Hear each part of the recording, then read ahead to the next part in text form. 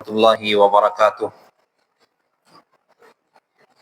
إن الحمد لله نحمده ونستعينه ونستغفره ونؤمن به ونتوكل عليه ونعوذ بالله من شرور أنفسنا ومن سيئات أعمالنا. من يهده الله فلا مضل له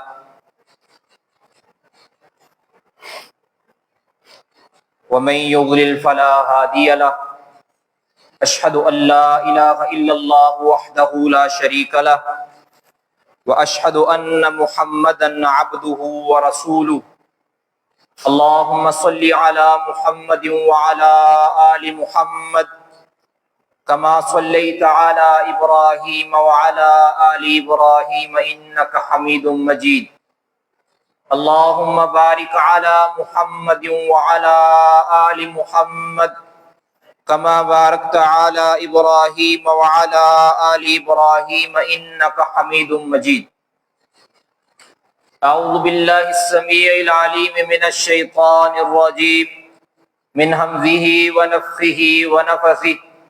يا أيها الذين آمنوا اتقوا الله حق تقاته ولا تموتن إلا وأنتم مسلمون. يا أيها الناس اتقوا ربكم الذي خلقكم من نفس واحدة وخلق منها زوجها وبث منهما رجالا كثيرا ونساء واتقوا الله الذي تساءلون به والأرحام إن الله كان عليكم رقيبا. يا أيها الذين آمنوا اتقوا الله وقولوا قولا سديدا يصلح لكم أعمالكم ويغفر لكم ذنوبكم ومن يطع الله ورسوله فقد فاز فوزا عظيما. قال الله جل وعلا في كلامه المجيد والفرقان الحميد: لا تجد قوما يؤمنون بالله واليوم الآخر يوادون من حاد الله ورسوله ولو كانوا آباءهم أو أبناءهم أو إخوانهم أو عشيرتهم أولئك كتب في قلوبهم الإيمان وأيدهم بروح منه ويدخلهم جنات تجري من تحتها الأنهار خالدين فيها رضي الله عنهم ورضوا عنه أولئك حزب الله ألا إن حزب الله هم المفلحون. أما بعد فإن خير الحديث كتاب الله وخير الهدي هدي محمد صلى الله عليه وسلم وشر الأمور محدثاتها وكل محدثة بدعة وكل بدعة ضلالة. اللهم انفعنا بما علمتنا وعلمنا ما ينفعنا وزدنا علما. گرامی قدر سامعین و سامعات، اللہ رب العزت کا فضل ہے، اس نے ہمیں کلمہ اسلام کے ساتھ، کلمہ ایمان کے ساتھ مستفیض فرمایا ہے۔ قرآن پاک کا اور احادیث طیبہ کا مطالعہ کیا جائے تو ہمیں ایک گروہ ایسا ملتا ہے کہ جس کے ایمان کی گواہی اللہ نے دی ہے، اللہ کے رسول نے دی ہے صلی اللہ علیہ وسلم۔ اور یاد رکھیں، اہل سنہ اہل حدیث کا یہ مذہب ہے، اور اس کا اعتقاد رکھنا ہر مسلمان پر ضروری ہے کہ جس کے متعلق اللہ رب العزت نے ایمان کی گواہی دے دی ہو، جس کے متعلق اللہ کے رسول صلی اللہ علیہ وسلم نے ایمان کی گواہی دے دی ہو، اس کے ایمان کی گواہی دینا بھی ایمان کے تقاضوں میں سے ایک تقاضا ہے۔ اسی طرح جس کے جنتی ہونے کی گواہی اللہ اور اللہ کے رسول نے دے دی ہو، اس کے جنتی ہونے کی قطعی طور پر گواہی دینا ہم سب پر ضروری اور لازم ہے۔ اس کے علاوہ جتنے بھی لوگ ہیں جو کلمہ پڑھتے ہوں، ایمان رکھتے ہوں، لیکن ان کے متعلق اللہ اور اللہ کے رسول نے ایمان کی شہادت نہیں دی، ان کے متعلق اللہ اور اللہ کے رسول نے قطعی جنتی ہونے کی شہادت نہیں دی، تو ہم قطعی طور پر کسی کے متعلق بھی جنتی ہونے کی گواہی نہیں دے سکتے۔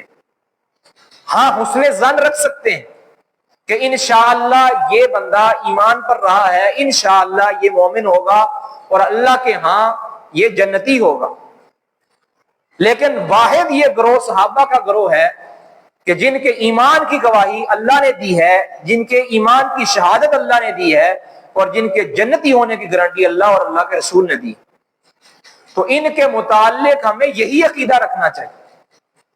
یہ کوئی معمولی گروہ نہیں ہے، ہمارے جیسے یہ مومن نہیں تھے، ہمارے جیسے مسلمان نہیں تھے جن کی صبح اور ہوتی ہے شام اور ہوتی ہے، یہ کامل الایمان مسلمان تھے، ان کے ایمان اللہ کے ہاں مسلمہ ہیں، ان کی شہادتیں اللہ کے ہاں مسلمہ ہیں، ان کا قطعی الدلالہ قطعی الثبوت جنتی ہونا یہ کتاب و سنت کے اندر لازم و ملزوم چیز ہے، جس کے اوپر ایمان لانا میرا اور آپ کا فریضہ ہے۔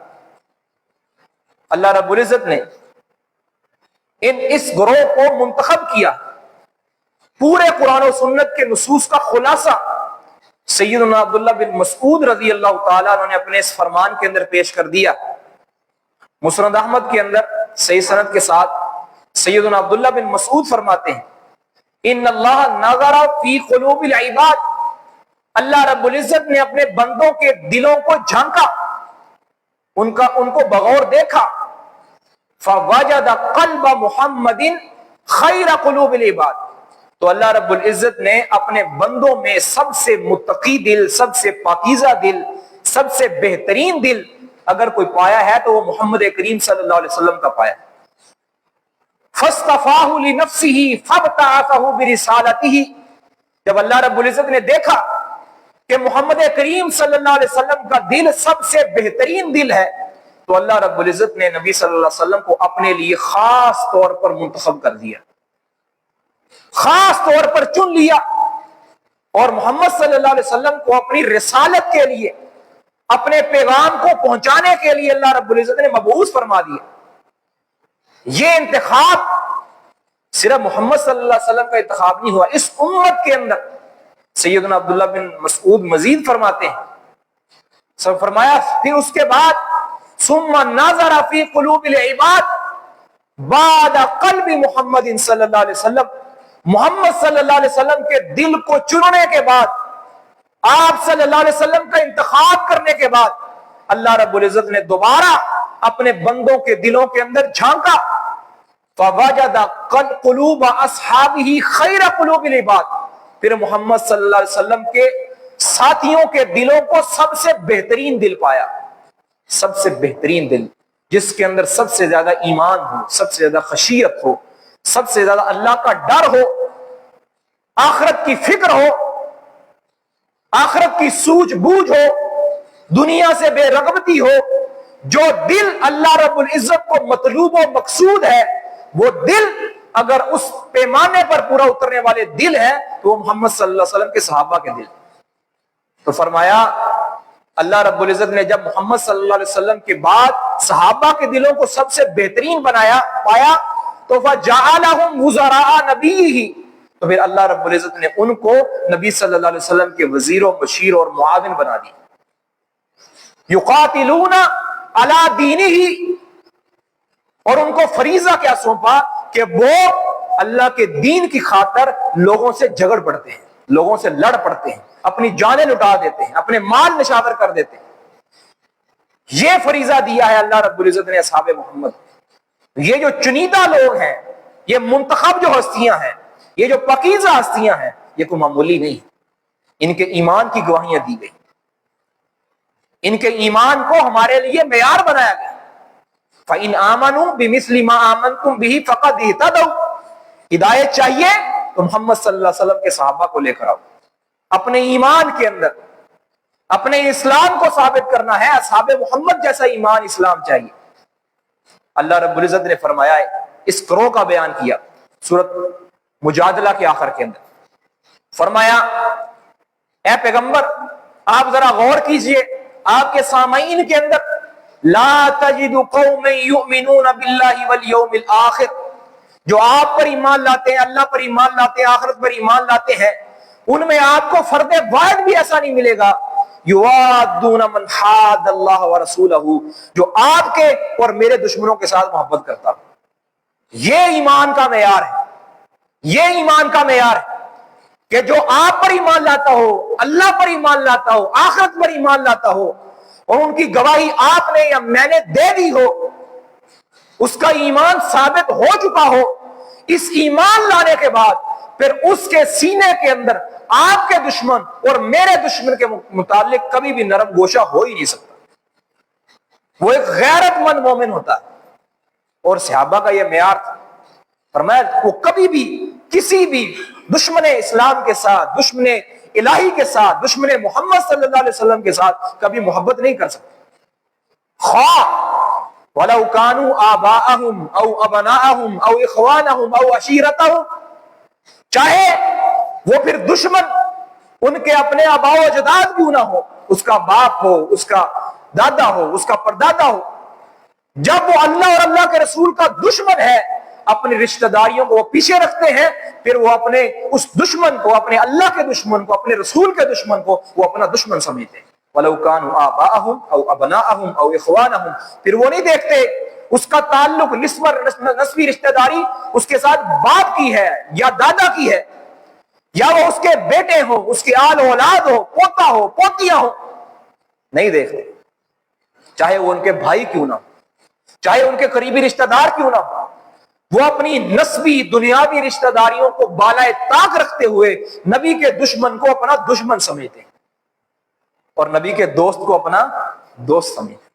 قرآن پاک کے دوسرے مقام میں اللہ نے فرمایا محمد الرسول اللہ، اللہ اکبر، ذرا اس مقام پر غور کیجئے، اس سے پہلے اللہ رب العزت نے دین کی سربلندی کا تذکرہ کیا، والذی ارسل رسولہ بالہدی ودین الحق لیظہرہ علی الدین کلہ، اے پیغمبر اللہ تو وہ ذات ہے کہ جس نے آپ کو حق دے کر بھیجا ہے، جس نے رسول صلی اللہ علیہ وسلم کو حق دے کر بھیجا، اور اس حق کو بھیجنے کا مقصد کیا ہے لیظہرہ علی الدین کلہ، تاکہ پیغمبر صلی اللہ علیہ وسلم کے جھنڈے کو سارے کائنات کے جھنڈوں سے بلند کر دیا جائے۔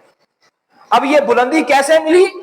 اللہ رب العزت نے پھر صحابہ کا تذکرہ کیا، محمد الرسول اللہ، محمد صلی اللہ علیہ وسلم اللہ کے رسول ہیں، والذین معہ اشداء علی الکفار، اور جو آپ کے یار ہیں، آپ کے جان نثار ہیں، آپ کے ساتھی ہیں، ان کا مقام یہ ہے کہ وہ اشداء علی الکفار، وہ کفار پر ایک ننگی تلوار ہے، کفار پر بڑے سخت ہے، بڑے سخت ہے، لیکن آپس کے اندر ان کے قبیلے مختلف ہیں، ان کے خاندان مختلف ہیں، ان کی رنگ و نسل مختلف ہیں، ان کے علاقے مختلف ہیں، لیکن رحماء بینہم، ان کی آپس کے اندر بڑی یاریاں ہیں، بڑے آپس میں رحم دل ہے، بڑی شفقت و محبت کرنے والے ہیں۔ آج اگر کوئی ان اصحاب محمد کے اندر پھوٹ ڈالنے کی کوشش کرنے لگے، ان کے سامنے یہ آیت پیش کر دینا کہ اللہ رب العزت کی یہ سند موجود ہے کہ وہ آپس کے اندر رحیم و کریم ہے، مشفق و مہربان ہے، آپس کے اندر ایک ہے، ان کو کوئی دو کرنے کی کوشش کرے گا، اس کے سامنے ہم یہ قرآن کی آیت پیش کریں گے۔ اور دو بھائیوں کے اندر لڑائی ہو جاتی ہے کہ نہیں ہو جاتی؟ باپ بیٹے کے اندر تلخ کلامی ہو جاتی ہے، لیکن کوئی اس کو دو نہیں کہتا، ایک خاندان کہتا ہے۔ اختلاف ہونا بڑی بات نہیں، اختلاف کا نتیجہ بڑی بات ہے، اختلاف ہونا بڑی بات نہیں۔ اللہ رب العزت نے قرآن پاک کے اندر نتیجہ بیان کیا، اللہ کو پتا تھا ان میں یہ اختلاف ہوئے ہیں، ہوں گے، اللہ نے کیا کہا؟ رحماء بینہم، پیغمبر صلی اللہ علیہ وسلم کے جمیع جانثار، سارے ساتھی، آپ پر ایمان لانے والے، آپ پر جانیں قربان کرنے کا عزم رکھنے والے، سارے کے سارے آپس میں کیا ہیں؟ رحماء بینہم، اور اشداء علی الکفار، کفار کو وہ کبھی بھی گوارا نہیں ہے، کفار کے بارے میں بڑے سخت ہیں۔ رحماء بینہم، یہ وہ پاک باز ہستیاں ہیں، ان کے ایمان کی گواہیاں اللہ نے دی ہیں۔ اور اللہ رب العزت نے پھر فرمایا اولئک کتب فی قلوبہم الایمان، یہ وہ لوگ ہیں جن کے سینوں کے اندر اللہ نے ایمان کو لکھ دیا ہے، پیوست کر دیا۔ اس طرح کہتے ہیں نا پتھر پر لکیر کر دیا۔ اللہ نے جس کے سینے میں ایمان کو لکھا ہو، کائنات کی جتنی بڑی ہستی آ جائے اس سے ایمان کو نہیں کھرچ سکتی۔ اور ایمان دینا کس کا کام ہے؟ اللہ رب العزت کا کام۔ انکا لا تہدی من احببت ولکن اللہ یہدی من یشاء، اے پیغمبر کسی کو ہدایت دینا، کسی کو ہدایت پر قائم کرنا، اے پیغمبر یہ آپ کا کام نہیں ہے، یہ آپ کا فریضہ نہیں ہے، یہ آپ کا وظیفہ نہیں ہے۔ ہدایت دینا کس کا کام ہے؟ اللہ رب العزت کا کام۔ جس کے ہدایت ہونے کی گواہی، ہدایت یافتہ ہونے کی گواہی جن کے مومن اور کامل الایمان، مکتوب الایمان ہونے کی گواہی جب اللہ نے دی ہے تو کائنات کی جتنی بڑی شہادتیں آ جائیں اللہ کی شہادت کے مقابلے میں اس کی کوئی حیثیت نہیں۔ اولئک کتب فی قلوبہم الایمان وأیدہم بروح من، اللہ نے ایمان بھی لکھ دیا ہے اور روح القدس کے ذریعے اس پاک باز طائفہ اور گروہ کی اللہ نے امداد بھی کی ہے، جن کی خدمت کے لیے اللہ رب العزت نے روح الامین کو بھیجا ہے، جن کی تائید نصرت کے لیے اللہ رب العزت نے جبریل امین کو بھیجا۔ ان کے متعلق یہ پراپوگنڈا کرنا کہ وہ ایمان سے پھر گئے تھے، وہ اسلام سے پھر گئے تھے، ان کے ایمان میں کمی آ گئی تھی، ان کے اسلام میں کمی آ گئی تھی، تو یہ کسی بھی طرح سے ایمان والی بات نہیں ہو سکتی۔ پورے قرآن کا مطالعہ کر لیا جائے، صحابہ پر طعن جس نے بھی کیا ہے، وہ کس نے کیا ہے؟ جس نے بھی صحابہ پر طعن کیا ہے نا، جماعت صحابہ پر، وہ یا منافق تھا یا کافر تھا، بس سیدھی سی بات۔ ہر دور کے اندر، ہر دور کے اندر، نبی کے دور کے اندر جس نے بھی صحابہ پر طعن کیا، صحابہ کے خلاف پروپیگنڈا کیا، وہ یا منافق تھا یا کیا تھا؟ کافر تھا۔ تیسرے کسی بندے نے جماعت صحابہ کے بارے میں کبھی پروپیگنڈا نہیں کیا، کیونکہ وہ جانتے تھے ان کے ساتھ محبت کرنا وہ اپنے لیے ایمان سمجھتے تھے۔ مثلا ابوبکر صدیق عمر سے محبت کرنا اپنا ایمان سمجھتے تھے، عمر عثمان سے محبت کرنا اپنا ایمان سمجھتے، عثمان علی سے محبت کرنا اپنا ایمان سمجھتے۔ یہ سارے صحابہ آپس کے اندر شیر و شکر تھے، آپس کے اندر محب اور محب تھے، آپس میں ایک دوسرے سے محبت کرنے والے تھے۔ ان کی محبت کو کوئی گدلا کرنے کی کوشش کرے تو ہم ان کے سامنے قرآن لے کر کھڑے ہوں۔ رحماء بینہم اولئک کتب فی قلوبہم الایمان، یہ ساری آیات قرآن پاک کے اندر روزے روشن کی طرح واضح ہیں اور قیامت تک یہ چمکتی دمکتی رہیں گی، کوئی اس کو کبھی بھی قرآن سے نہیں نکال سکتا۔ لوگوں کے سینوں سے ان آیات سے ایمان نکل جائے گا لیکن ان کے پلے کچھ نہیں رہے گا، لیکن یہ قرآن کی آیات نہ قرآن سے نکالی جا سکتی ہیں نہ مومنوں کے سینوں سے نکالی جا سکتی۔ ان کے اوپر جو ایمان رکھنا، ان کے تقاضا کے مطابق عقیدہ بنانا، یہ مومن کا شیوا ہے اور مومن کا یہ ایمانی تقاضا ہے۔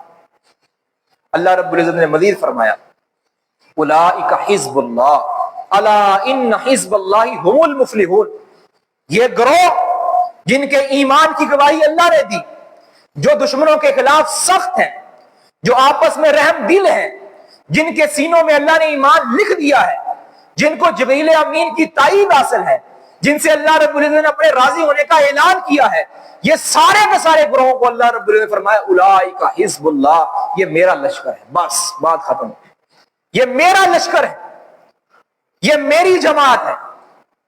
اس کو کوئی برا کہے گا وہ مجھے برا کہے گا، اس پر کوئی انگلی اٹھائے گا وہ مجھ پر انگلی اٹھائے گا، اس سے کوئی ہاتھ دھو بیٹھے گا تو وہ مجھ سے ہاتھ دھو بیٹھے گا۔ اولئک حزب اللہ اولئک حزب اللہ الا ان حزب اللہ هم المفلحون، یاد رکھو اللہ کا گروہ ہی کامیاب ہونے والا ہے، اور جو کامیابی جو اللہ کے گروہ کو ملے گی یا اللہ کے گروہ کے ساتھ ہونے والوں کو ملے گی، اور جو اللہ کے گروہ میں سے بھی نہ ہو اور اللہ کے گروہ کے مخالف کھڑا ہو وہ کبھی بھی کامیاب نہیں ہو سکتا۔ تیسرا مقام، قرآن پاک نے جا بجا صحابہ کرام رضوان اللہ علیہ مجمعین کی تعریف و توصیف کی۔ سورۃ حجرات کے اندر تو اللہ نے فرمایا اللہ رب العزت نے ان کے سینوں کے اندر ایمان کو مزین کر دیا. اللہ، ان کے سینوں کے اندر وَزَيَّنَهُ فِي قُلُوبِكُمْ وَكَرَّهَ إِلَيْكُمُ الْكُفْرَ وَالْفُسُوقَ وَالْعِصْيَانَ أُولَٰئِكَ هُمُ الرَّاشِدُونَ. اللہ رب العزت نے ان کو ایمان محبوب کر دیا ہے، ان کے سینوں میں ایمان کو مزین کر دیا ہے، اور ان کے سینوں کے اندر کفر کی، نفاق کی، بغض کی اور گناہ کی اور نافرمانی کی اللہ تعالیٰ نے نفرت کو بھر دیا ہے. ان کے سینوں کے اندر کفر کی نفرت ہے، ان کے سینوں کے اندر نافرمانی کی نفرت ہے.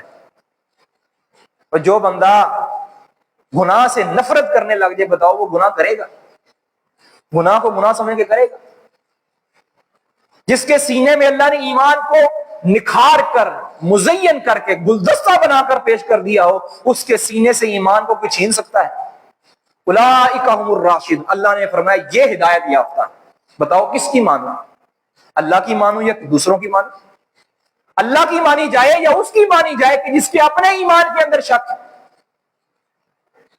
جن کو اللہ نے ہدایت یافتہ کہا، اگر وہ اس ہدایت یافتہ گروہ کو گمراہ کہے، اس کا کیا علاج کیا جائے؟ اس کی بات کا کیا جواب دیا؟ ساری بات کا خلاصہ یہ ہے کہ صحابہ پر تان ہمیشہ کیا ہے، یا کافروں نے کیا ہے یا منافقوں نے کیا. اب یہ لوگ جو صحابہ پر تان کرتے ہیں، یہ کس کیٹیگری کے اندر فعال کرتے ہیں، یہ جانیں یا ان کا رب جانے. ہمارے ذمے جو ہے وہ اصحاب محمد صلی اللہ علیہ وسلم کے فضائل کو نشر کرنا، ان کو پھیلانا اور ان کا دفاع کرنا. یہ ہمارے ذمے، میرے ذمے، آپ کے ذمے. اللہ رب العزت نے یہ ذمہ داری لگائی اپنی اپنی استطاعت کے مطابق، اپنے ایمان کو جلا بخشنے کے لیے، اپنے ایمان کی حفاظت کے لیے. صحابہ کرام رضوان اللہ علیہ مجمعین کے ایمان کو، ان کے فضائل کو نشر کرنا یہ بہت ضروری ہے، اور موجودہ دور میں تو اور زیادہ ضروری ہے. جب لوگ صحابہ کے متعلق شبہات پیدا کرتے ہیں، صحابہ کے متعلق گمراہیاں پیدا کرتے ہیں، صحابہ کے متعلق صحابہ کو ایک ایسا گروہ بنا کر پیش کرتے ہیں کہ جس گروہ کو جنتی گروہ نہیں کہا جا سکتا، تو پھر اس دور کے اندر، اس زمانے کے اندر، اس عالم کے اندر وہ صحیح نصوص جو قرآن و سنت کے اندر موجود ہے صحابہ کے فضائل میں، اس کو بیان کرنا یہ ہر ایک کی ایمانی، اسلامی اور اخلاقی ذمہ داری ہے. اس لیے میرے بھائیوں، صحابہ کرام رضوان اللہ علیہ مجمعین کی گروہ کے ساتھ کھڑے ہو جائے، اور ان کے ساتھ کھڑا ہونا یہ ہر ایک کے لیے ضروری. ان کے فضائل کو نشر کیا جائے. اللہ نے جہاں تک استطاعت دی ہے، جہاں تک آپ کی اپروچ ہے، وہاں تک صحابہ کے ایمان کے ڈنکے بجائیں، ان کے دفاع کے اندر کوئی کسر اٹھا نہ رکھیں. ہر لحظہ آپ اس فکر میں رہیں کہ میں نے اپنا ایمان کو بچانا ہے، اپنے ساتھیوں کے ایمان کو بچانا ہے. اور اس کے لیے بین اور واضح بات یہ ہے کہ ہم نے صحابہ کرام رضوان اللہ علیہ مجمعین کے ایمان کو پھیلانا ہے. ان کے جیسے ایمان کو اللہ نے طلب کیا ہے. میں نماز پڑھوں گا، میں ابو بکر جیسی نماز نہیں پڑھوں گا، اللہ کے ہاں قبول نہیں ہے. میرا روزہ اگر صحابہ جیسا روزہ نہیں ہوگا تو میرا روزہ قبول نہیں ہے. میرے دیگر اعتقادات اللہ کے بارے میں، اللہ کے رسول کے بارے میں، صحابہ کے بارے میں، رسولوں کے بارے میں، پیغمبروں کے بارے میں، آسمانی کتابوں کے بارے میں، روز آخرت کے بارے میں، قبر و حشر کے بارے میں میرا وہ عقیدہ نہیں ہوگا جو صحابہ جیسا ہے، تو میرا اللہ کے ہاں وہ عقیدہ قبول نہیں ہوگا.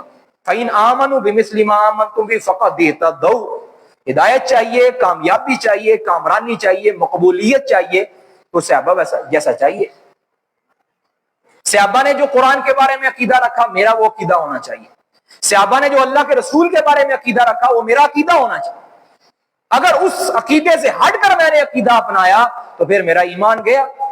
اور اگر ہم نے صحابہ کرام کو ہی مشکوک کر دیا، اگر صحابہ کو ہم نے مشکوک کرنے دیا، ہم تو یہ کہتے ہیں اس میں کوئی شک نہیں ہے کہ صحابہ کو صبح سے لے کر شام تک اپنی ساری، اس کو عمر نو بھی مل جائے، 950 سال صبح سے لے کر شام تک اگر وہ صحابہ کرام کے اوپر عیب لگاتا رہے، صحابہ کو کوئی فرق نہیں پڑنے والا. سمجھ آئی نا؟ صحابہ کو کوئی فرق نہیں پڑنے والا. فرق کس کو پڑے گا؟ فرق پڑے گا مجھے اور آپ کو.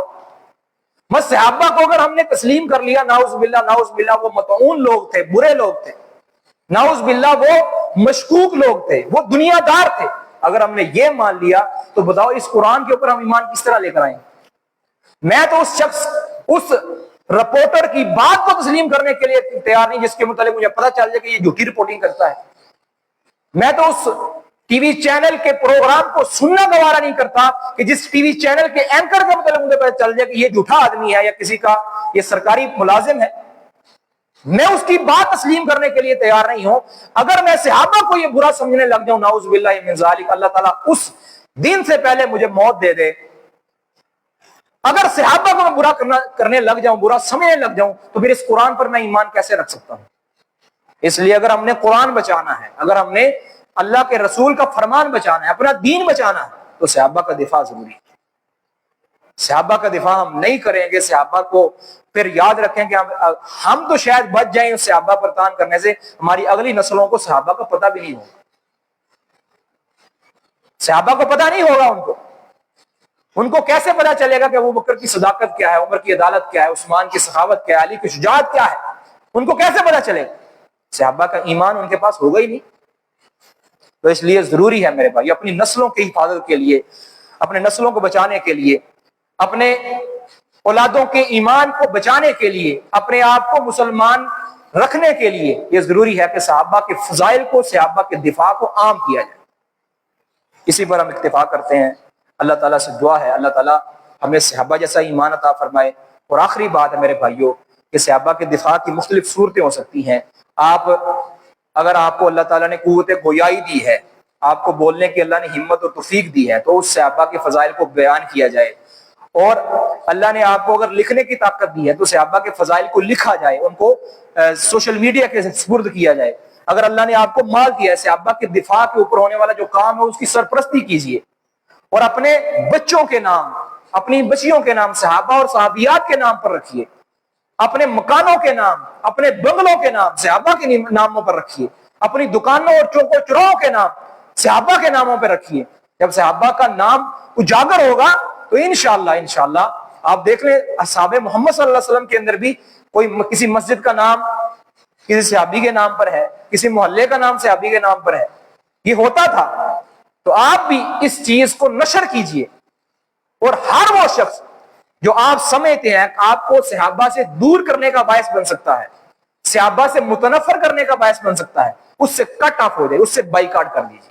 اسی کے اندر میری بھی ایمان کی سلامتی ہے، آپ کی بھی ایمان کی سلامتی ہے، اور ہماری نسلوں کی بھی ایمان کی سلامتی ہے، اور ہمارے پورے دین کی جو خیر خواہی ہے اسی کے اندر ہے. اللہ تعالی ہمیں حق پر قائم رکھے اور حق پر ہی اللہ تعالی ہمیں موت عطا فرمائے.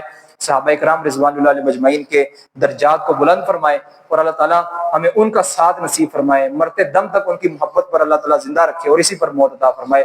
وما توفیقی الا باللہ علیہ توکلت والیہ انیب.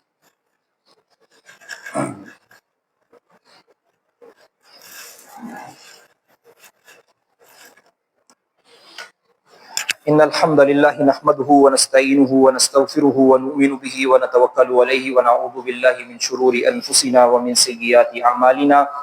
من يهده الله فلا مضل له ومن يضلل فلا هادي له. اشهد ان لا اله الا الله وحده لا شريك له واشهد ان محمدا عبده ورسوله. اللهم صل وسلم على نبينا محمد وعلى اله وصحبه وسلم تسليما كثيرا. اللهم انفعنا بما علمتنا وعلمنا ما ينفعنا وزدنا علما. اما بعد فان خير الحديث كتاب الله وخير الهدي هدي محمد صلى الله عليه وسلم وشر الامور محدثاتها وكل محدثة بدعة وكل بدعة ضلالة. سبحان ربك رب العزة عما يصفون وسلام على المرسلين والحمد لله رب العالمين.